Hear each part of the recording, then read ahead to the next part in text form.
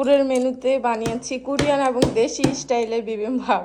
এই যে অনেকগুলো সবজি এখানে কেটে নিয়েছি, তারপরে বাংলাদেশের আলু ভর্তা করেছি, এখানে বেগুন, তারপরে এটা কোরিয়ান রেস্টুরেন্টে এভাবে দেয় শসা সালাদ করে ওইটা, আর একটা ভর্তা আছে ওইটা করতেছি, আর এখানে ডিমে করে নিয়েছি। এগুলো সব মিক্সড করে ওই ভাতটা হবে, সেটাই কোরিয়াতে বলে বিবিম্বাপ।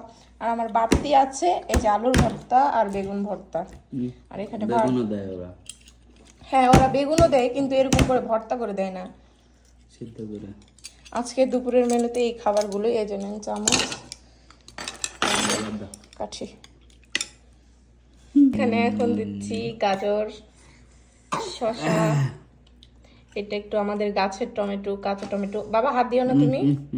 আর এটা হচ্ছে যাকে বলে কি মটরশুঁটি।